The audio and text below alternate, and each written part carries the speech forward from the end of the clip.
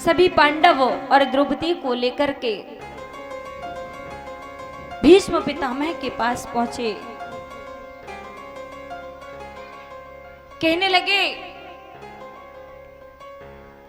भीष्म पितामह बाड़ों की शेष सैया पर लेटे हैं, जिनके शरीर से एक एक बूंद करके रक्त निकल रहा है।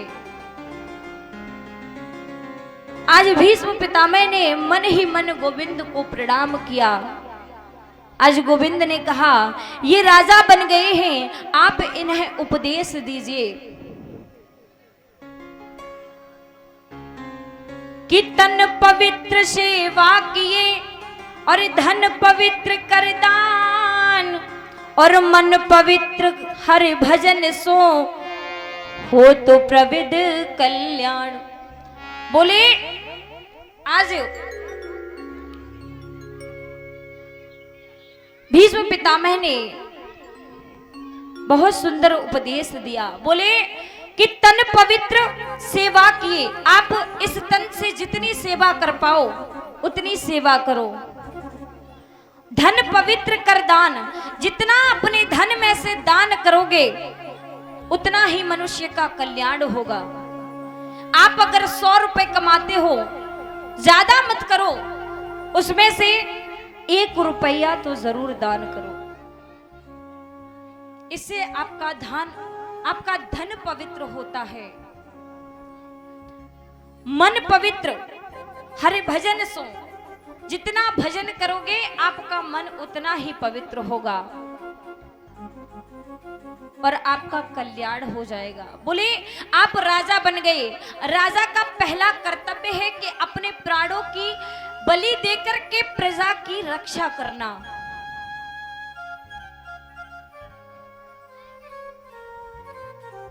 चाहे राजा की जान चली जाए, लेकिन अपनी प्रजा की कभी जान नहीं जानी चाहिए।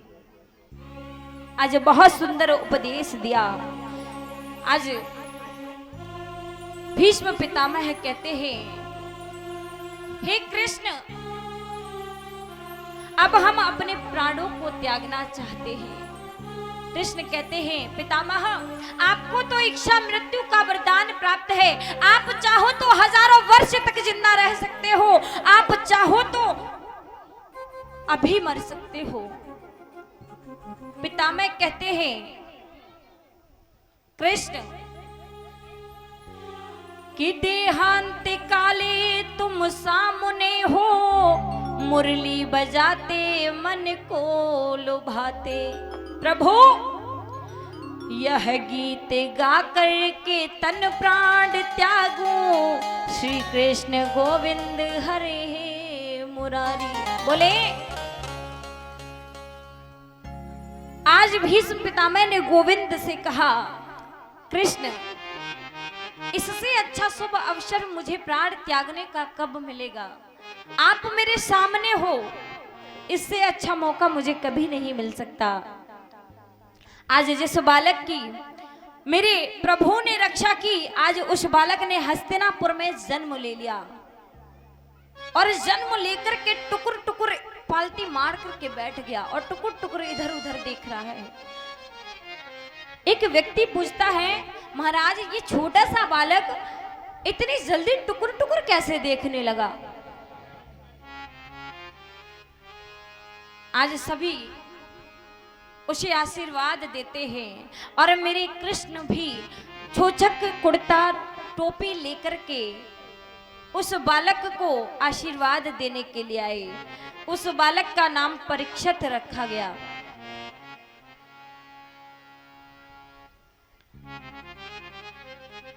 आज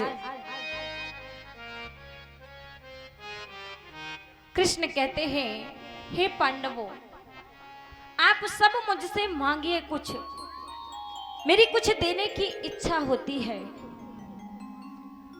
द्रौपदी कहती है, प्रभु, मैंने तो आपको हमेशा अपना सखा माना है। मेरी बस एक ही हार्दिक इच्छा है कि इस सखा और सखी का संग हमेशा ऐसे ही बना रहे, और मुझे कुछ नहीं चाहिए। कुंती से कहा आप भी कुछ मांगिए। कुंती ने कहा मुझे कुछ नहीं चाहिए, अगर आप मुझे कुछ देना ही चाहते हो तो बस एक चीज दे दीजिए कि मेरे जीवन में विपत्तियां ही विपत्तियां आती रहें।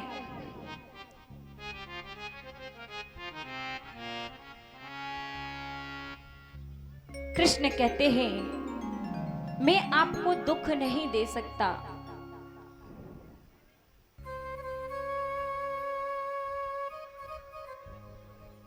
आप दुख क्यों मांग रही हो? कुंती कहती है कि सुख के माथे सिल पड़े जो हर हृदय से जाए, और बलिहारी बा दुख की जो पल पल नाम जपाए। प्यारे, इंसान सुख में भगवान को भूल जाता है, कम से कम दुख में भगवान को याद तो रखता है। आज सभी पांडव परीक्षित को राजगद्दी पर बिठा करके वन की ओर प्रस्थान कर गए, भजन पूजा में लग गए। आज परीक्षित के कितने बड़भागी हैं कि परीक्षित के राज्य में कोई गलत कार्य नहीं होता, कोई कृत्य नहीं होता। परीक्षित देखते हैं, बोले मेरे राज्य में कोई भी व्यक्ति घर में ताला नहीं लगाता। इतनी अच्छी भावना है व्यक्ति की। एक बार बड़े बड़भागी हैं और राजा परीक्षित का विवाह हुआ। उनकी पत्नी का नाम इरावती है। परीक्षित के 4 पुत्र हुए। सबसे बड़े पुत्र का नाम जन्मेजय था। परीक्षित का शासन बहुत सुंदर चल रहा था। एक दिन राजा परीक्षित ने सोचा आधी उम्र निकल गई, आधी और निकल जाएगी। आज राजा परीक्षित अपने बाबा खजाने में प्रवेश कर गए। उन्होंने एक सुंदर से मुकुट को देखा और उस मुकुट को देख करके वो इतने आकर्षित हो गए। उन्होंने उस मुकुट को पहन लिया और उस मुकुट को पहन करके आज परीक्षित शिकार करने के लिए जंगल की तरफ चले गए। आज जंगल में घूमते घूमते राजा परीक्षित को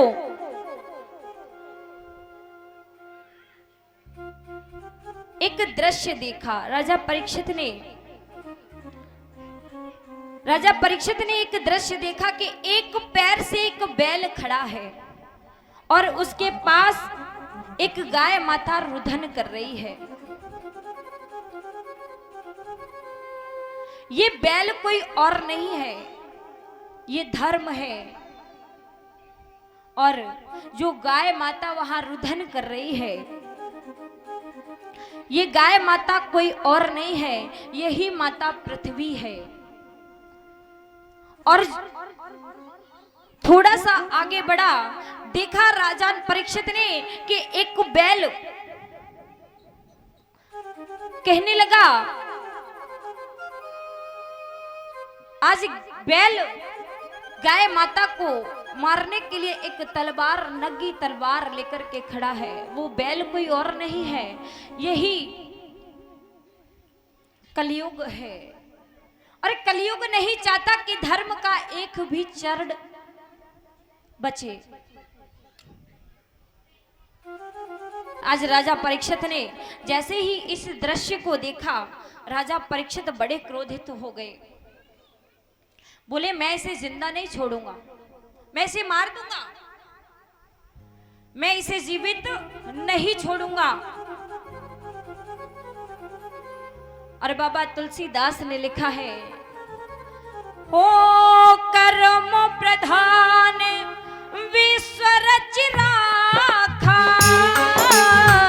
जो जस करहि सो तस फल चाखा।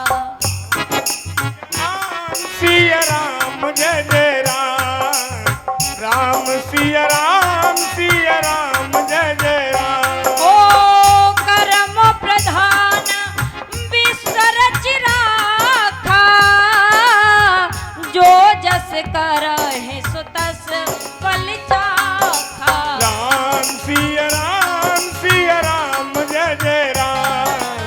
राम सिया राम जय जय राम। हो कोई न काऊ सुख दुख कर दाता, निज कृत्य कर्म भोग सब भ्राता। राम जय जय राम जय जय राम जय जय राम।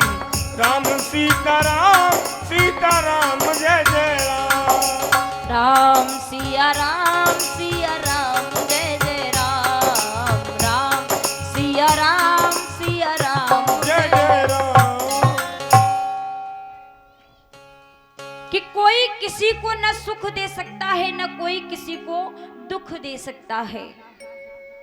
सब अपने अपने कर्मों के हिसाब से फल पाते। कहते हैं कि बोया पेड़ बबूल का तो आम कहां से लाए। अगर आपने बबूल का पेड़ बोया है तो काटे ही पाओगे, उस पे फल नहीं मिलेंगे। हो अजरे अमरे गुड़ निधि सुध होई, करहु बहुत रघुनायक छोहु। राम सिया राम जय जय राम। राम सीता राम जय जय राम। ओ अजरे अमरे गुड़ निधि सुध होऊ, करहु बहुत रघुनायक छोहु। राम जय जय राम सीता राम। राम सीता राम जय जय राम। आत्मा तो अजर अमर है। आज राजा परीक्षित ने जैसे ही इस दृश्य को देखा, कलयुग को मारने के लिए दौड़ पड़े। राजा परीक्षित के चरणों में कलयुग लेट गया, बोला प्रभु मुझे क्षमा कर दीजिए, मुझे माफ कर दीजिए। राजा परीक्षित कहते कि मेरे बाबा ने कहा था कि अगर चरणों में अगर कोई शस्त्र भी आ जाए तो उसे भी क्षमा कर देना चाहिए। आज परीक्षित कहते हैं जा मैंने तुझे माफ किया, लेकिन कलयुग कहता है प्रभु मैं जाऊं कहां, मैं कहां रहूं। आप तो राजा हैं लेकिन मैं कहां रहूं, आप ही मुझे बताइए कि मैं कहां जाऊं। आज राजा परीक्षित ने कहा दुहूतम, जहां जुआ होता हो वहां पर तुम्हारा वास होगा। पानम, जहां स्वरा पान होता हो, जहां दारू का पान होता हो वहां पर तुम्हारा वास होगा। बोले स्त्रियम, जहां पर पराई स्त्रियों का गमन होता हो वहां तुम्हारा वास होगा। आज कलयुग ने देखा कि ये तो सारी गलत जगह दे दी, कोई अच्छी जगह हमें नहीं दी। बोले महाराज ये तो आपने सारी गलत जगह दे दी। आज जैसे ही कलयुग ने ये कहा, आज राजा परीक्षित के मुख से निकल गया स्वर्ण, जाओ तुम्हें स्वर्ण में भी वास दिया, लेकिन अधर्म से कमाए हुए स्वर्ण में, जो अधर्म से कमाया गया स्वर्ण होगा उसमें तुम्हारा वास होगा। जैसे ही ये बात कलयुग ने सुनी, सुनते ही राजा परीक्षित के मुकुट में प्रवेश कर गए। आज सूत जी कहने लगे, आज ऋषियों ने सूत जी से कहा महाराज बात कुछ समझ में नहीं आई। बोले क्यों? कि ये जो परीक्षित मुकुट पहने थे सोने का, ये क्या अधर्म से कमाया हुआ मुकुट था? सूत जी कहते हैं कि ये मुकुट पांडवों का नहीं था, जरासंध को मार करके पांडव इस मुकुट को लेकर के आए थे, और जरासंध तो बहुत बड़ा पापी था, इसलिए ये कलयुग इस मुकुट में प्रवेश कर गया। जैसे ही कलयुग इस मुकुट में प्रवेश किया, आज राजा परीक्षित की बुद्धि को भ्रमित कर दिया। आज जंगल में घूमते घूमते राजा परीक्षित को बहुत तेज प्यास लग गई,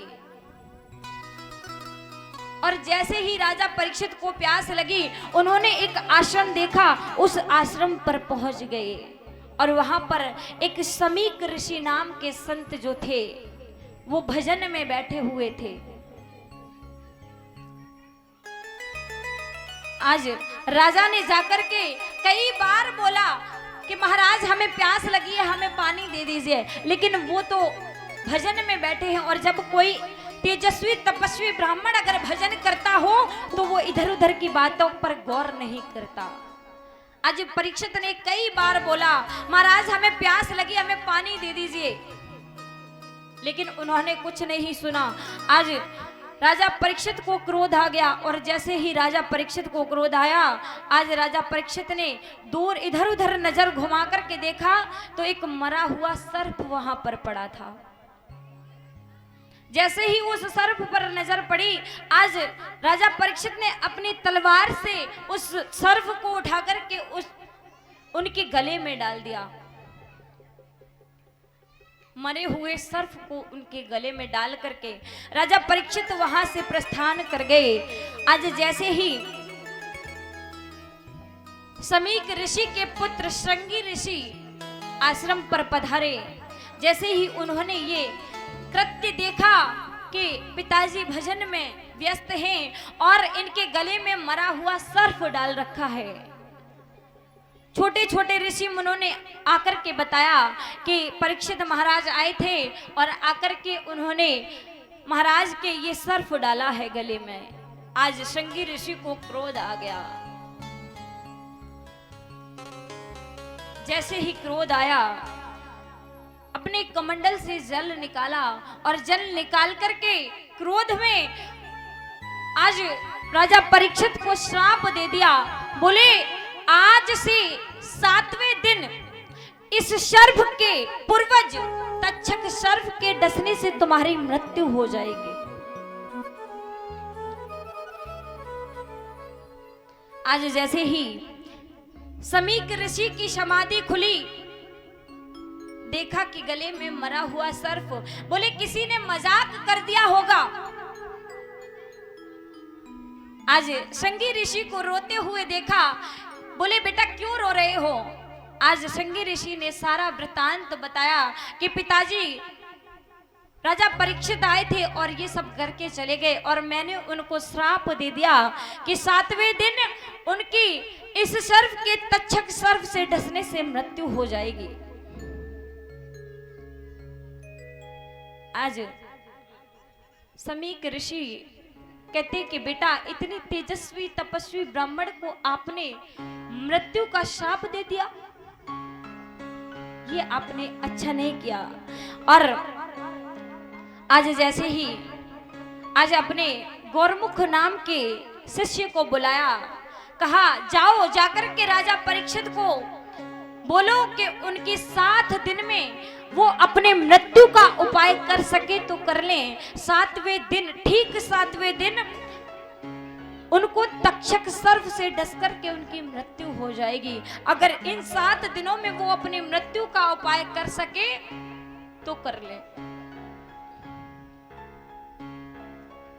आज उस शिष्य ने, गौरमुख नाम का शिष्य राजा परीक्षित के पास पहुंचा, बोला महाराज समीक ऋषि ने बोला है कि आपको 7 दिन में मरने का श्राप मिला है, आप अपनी मुक्ति का उपाय कर सको तो कर लो।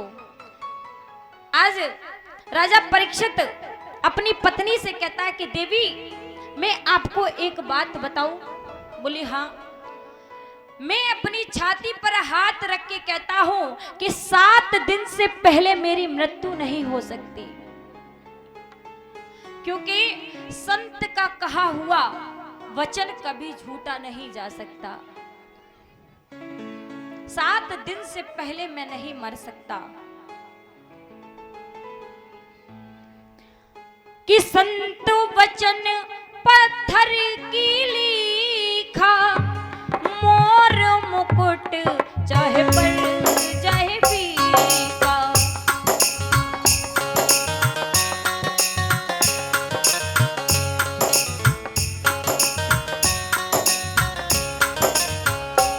ओ संत वचन पत्थर की लीखा मोर वचन चाहे पड़े जाए फीका। राम सीताराम सीताराम जय जय राम, राम जय जय राम, जय जय राम, जय जय राम। आज परीक्षित कहने लगे कि संत का वचन कभी झूठा नहीं जा सकता, इसलिए मैं कहता हूं कि 7 दिन से पहले मैं नहीं मर सकता। आज अपने पुत्र जन्मेजय को राजगद्दी पर बिठा करके राजा परीक्षित वहां से चले गए और जाकर के बैठ गए, समाधि लगा करके बैठ गए। और वहां पर आज सभी देवताओं को पता चला, बड़े बड़े अत्रि, वशिष्ठ, चमन, गौतम, सबको पता चला। आज बड़ा दुख हुआ कि इतने बड़े संत को आज ये श्राप मिला है। सब परीक्षित के पास पहुंचे, आज परीक्षित की सभा में बैठे हुए हैं। आज परीक्षित महाराज कहते कि संतों, हम आपका एक भी क्षण बर्बाद नहीं करना चाहते, हम सिर्फ आपसे एक ही प्रश्न करना चाहते हैं कि जल्दी मरने का उपाय क्या है, जल्दी मरने वाले का उपाय क्या है। आज किसी ने भी इस प्रश्न का उत्तर नहीं दे पाया। बहुत बड़े बड़े संत महात्मा बैठे हैं। आज उसी सभा में सूत जी का आगमन हो गया, सॉरी सुखदेव जी महाराज का आगमन हो गया। आज जैसे ही उस सभा में सुखदेव जी महाराज आए, संत कहने लगे, समझो तुम्हारे प्रश्न का उत्तर मिल गया। परीक्षित महाराज बोले, मुझे परम आनंद मिला आपके चरण पदार्पण से। मैं आपसे एक ही प्रश्न करना चाहता हूं कि जल्दी मरने वाले व्यक्ति का क्या उपाय है।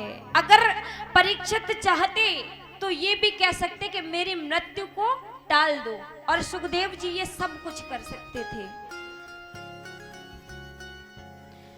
लेकिन परीक्षित ने जो सवाल किया, आज सुखदेव जी सुनकर के गदगद हो गए। सुखदेव जी के नेत्र ओझल हो गए कि श्वास श्वास पर कृष्ण भज। सुखदेव जी कहते हैं कि श्वास श्वास पर कृष्ण भज, व्यथा श्वास जन खोए, ना जाने जा श्वास की आवन होए ना होए। एक बार अगर ये सांस निकल गई तो पता नहीं ये सांस दोबारा आएगी या नहीं। आज हम यहाँ पर भागवत सुन रहे हैं, कल हम यहाँ सुन पाएंगे या नहीं। आज हम यहाँ बैठ करके कह रहे हैं, कल हम यहाँ कहने आ पाएंगे या नहीं। एक बार जो श्वास निकल जाए वो दोबारा नहीं आ सकती। इसलिए जल्दी मरने वाले का एक ही उपाय है, श्रीमद् भागवत कथा। आप इस रस का पान करिए, आपकी मुक्ति अवश्य हो जाएगी। बाबा तुलसीदास जी ने कहा, हो कर से कर्म करहु विधि नाना, मन राखो जह कृपा निधाना। राम सिया राम सिया राम, जय जय राम, राम सिया राम सिया राम, जय जय राम। ओ कर से कर्म करहु विधि नाना, मन राखो जह कृपा निधाना। राम सिया राम सिया राम, जय जय राम, राम सिया राम सीता राम, जय जय राम। प्यारे, मन को गोविंद के चरणों में लगाओ और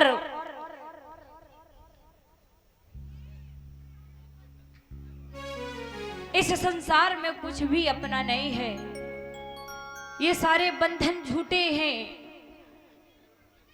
इसलिए जितना हो सके भगवान का भजन करो, भागवत रूपी रस का पान करो और मेरे राधे रानी सरकार से कहो, हे रानी, हे महारानी, आपके चरणों में मेरी प्रीति ऐसे ही लगी रहे।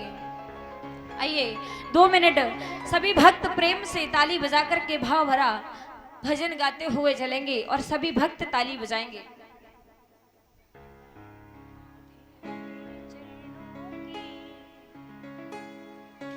कि राधे तेरे चरणों की रज धूल जो मिल जाए, सच कहती हूँ राधे तकदीर बदल जाए। राधे तेरे चरणों की रज धूल जो मिल जाए, राधे तेरे चरणों की रज धूल जो मिल जाए, सच कहती हूँ राधे तकदीर बदल जाए। सच कहती हूँ श्यामा तकदीर ताली बजाते हुए हरि बोल।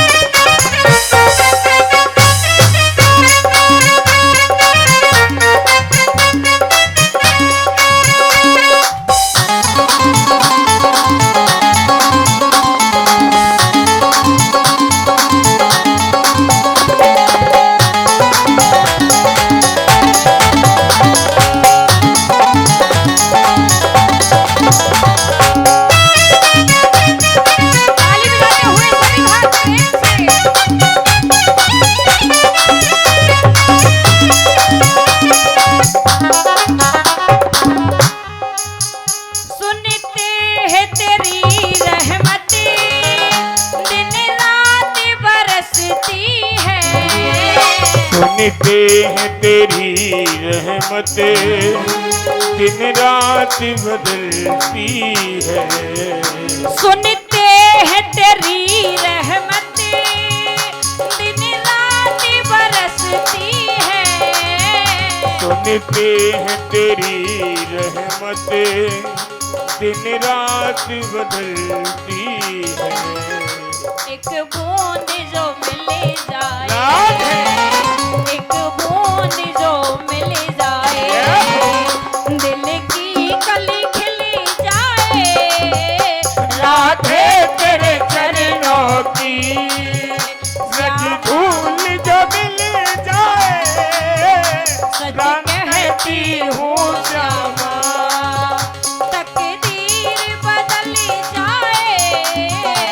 राधे तेरे चरणों ताली बजा के हरि बोल। वैभव से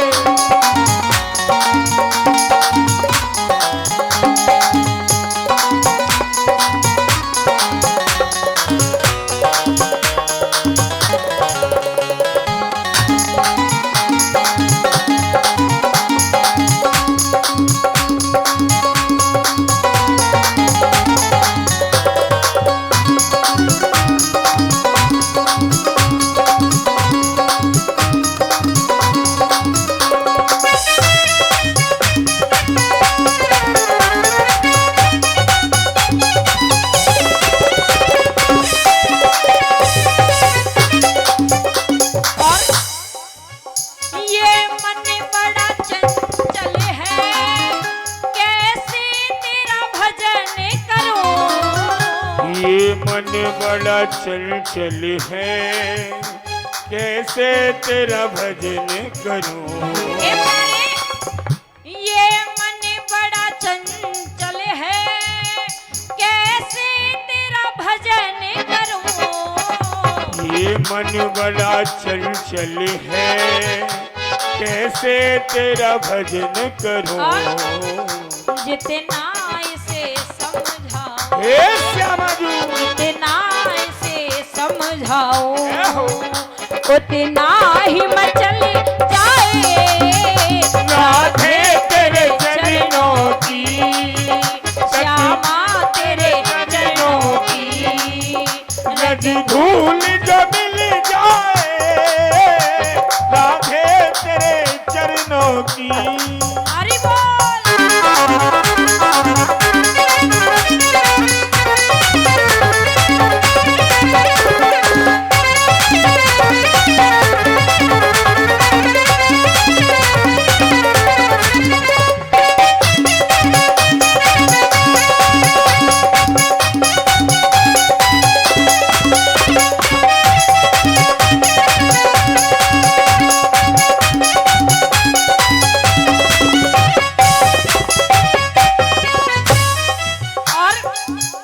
नजरों से गिरा नाना, चाहे लाख सजा देना।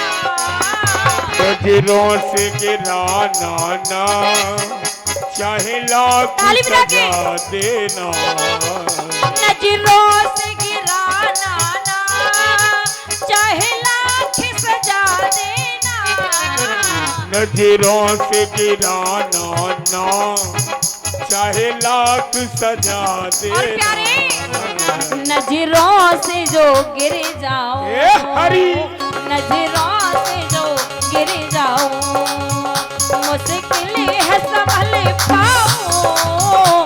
राधे तेरे चरणों की, श्यामा तेरे चरणों की रज धूल जो मिल जाए, सच कहती हूँ श्यामा, सच कहती हूँ श्यामा। तकदीर बदल जाए, राधे तेरे चरणों की।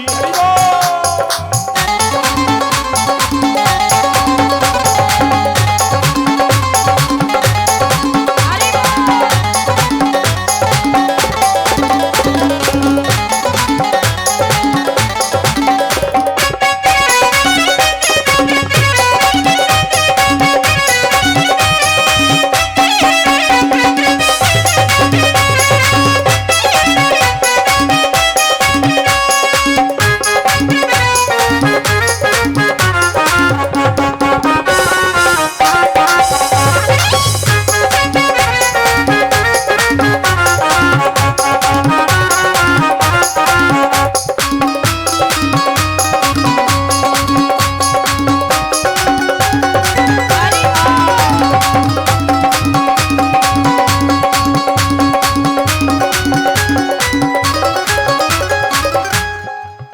राधे तेरे चरणों की, श्यामा तेरे चरणों की गर धूल जो मिल जाए, सच कहती हूँ श्यामा, सच कहती हूँ। बड़े भाव से तालियों का प्रभाव करते हुए तकदीर बदल जाए, हो राधे तेरे चरणों की, रज धूल जो मिल जाए, सच कहती हूँ श्यामा। तकदीर बदल जाए, सच कहती हूँ श्यामा। तकदीर बदल जाए, तकदीर बदल जाए, तकदीर बदल जाए।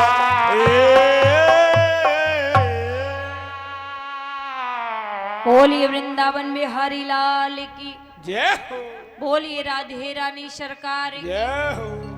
आज सुखदेव जी कहते राजन परीक्षित,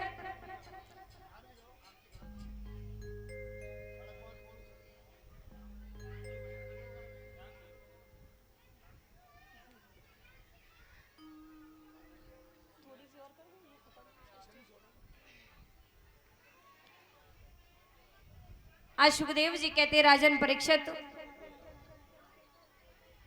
जितना हो सके भगवान को याद करो और श्रीमद् भागवत कथा का रस पान करो।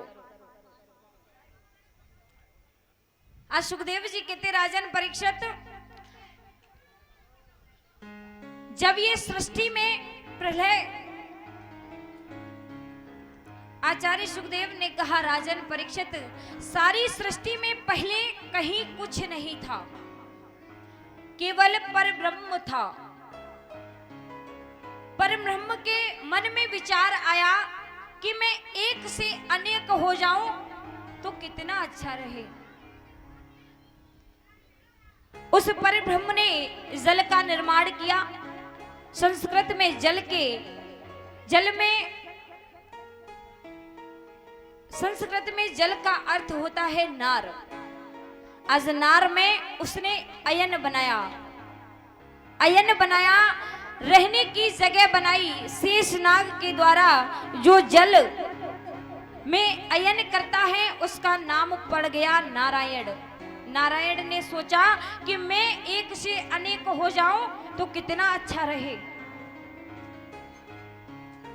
आज नारायण की नाभि से एक कमल का फूल उत्पन्न हुआ, निकला, और उस फूल में से 4 मुख वाले ब्रह्मा जी का प्रागट्य हुआ। लेकिन ब्रह्मा जी को ये नहीं पता चला कि मैं आया कहां से हूं। एक आकाशवाणी हुई, उनको 2 शब्द सुनाई दिए, ता और प। बोले कि तुम तप करोगे तो तुम्हें पता चलेगा कि तुम कहां से आए हो। आज ब्रह्मा जी ने तप किया, उन्हें पता चला, उन्हें नारायण का दर्शन हुआ। आज नारायण भगवान ने ब्रह्म को आदेश दिया कि जाओ, मैं तुम्हें ब्रह्मा बनाता हूं, जाकर के सारी सृष्टि का निर्माण करो। आज कहते हैं कि सृष्टि के बनने के बाद भी मैं हूं और सृष्टि के बिगड़ने के बाद भी मैं ही बचता हूं। कहते हैं कि 5 तत्वों से ये दुनिया बनी है। पृथ्वी, जल, तेज, वायु, आकाश, इन 5 तत्वों ने इस दुनिया को बनाया है। तुलसीदास बाबा ने लिखा, हो छित जल पावक गगन समीरा, पंच रहित अति अधम शरीरा। राम सिया राम, सिया राम, जय जय राम। राम सिया राम, सिया राम, जय जय राम। ओ छित जल पावक गगन समीरा, पंच रहित अति अधम शरीरा। राम जय जय राम, सीता राम, जय जय राम। राम सीता राम, सीता राम, जय जय राम। कहते कि चींटी भी 5 तत्वों से बनती है और ये मनुष्य भी 5 तत्वों से बनता है। भगवान ने कहा है, मैंने तुम्हें उपदेश दिया है, इसका नाम है भागवत। आज राजा परीक्षित से सुखदेव भगवान बोले, पहले किसको मिलते हैं? परीक्षित बोले, भगवान उसी को मिलते हैं। सुखदेव जी कहते हैं कि भगवान, सुखदेव जी ने राजा परीक्षित से प्रश्न किया कि भगवान पहले किसको मिलते हैं? तो राजा परीक्षित कहते कि भगवान उसी को मिलते हैं जो दिन में 50 बार 5 बार नहाता हो, उसको भगवान जल्दी मिलते हैं। आज भगवान कहते हैं कि अगर भगवान नहाने वाले को पहले मिलते तो उन कोल भीलों को राम जी ने गले लगाया, वो 4 महीने सर्दियों के नहाते ही नहीं थे, उनको भगवान ने गले लगा लिया। बोले कि अस हमार प्रभु से बुकाई, लेहिन वासन वसन चुराई। भगवान ये नहीं देखते कि कौन गरीब है और कौन अमीर है।